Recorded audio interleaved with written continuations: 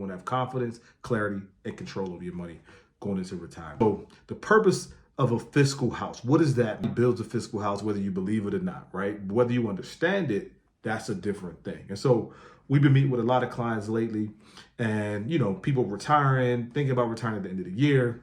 And so we want to make sure that they're clear. So what we've been talking a lot about is the fiscal house. And so let me explain it to you what that means, right?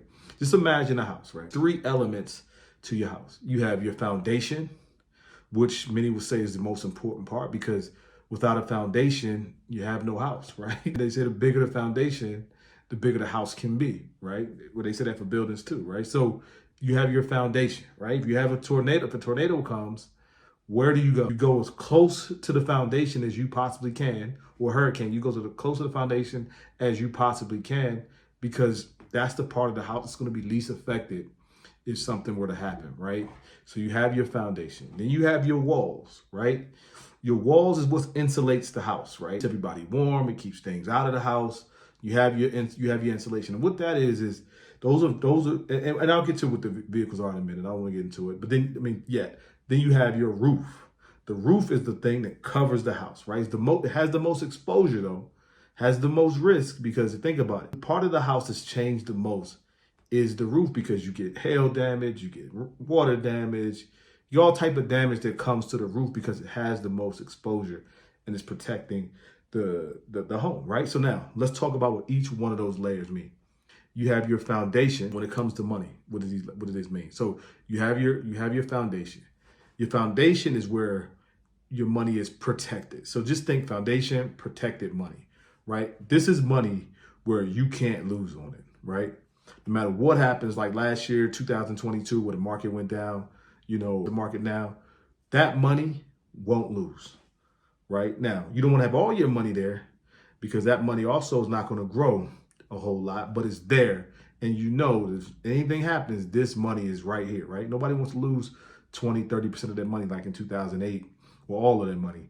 Like in 2008, where people were losing, had all their money in the market, lost 20-30% of it. You don't want that to be you, right? So you want to have some money that's protected, right? Important. The next, you have your walls, insulated money, not as risky as the market, as the roof, but this money has some insulation, right? This money has some growth.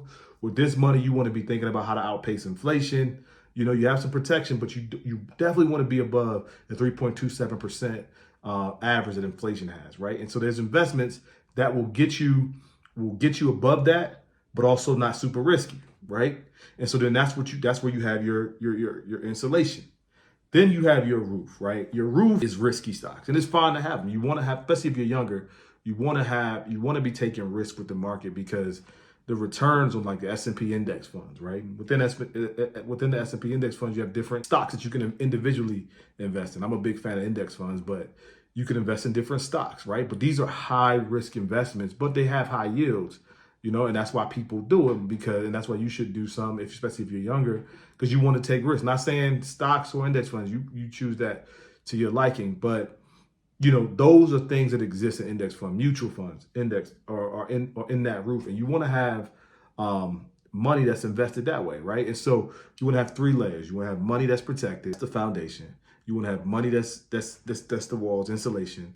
Money that's not as risky as the roof money, but it is outpacing inflation.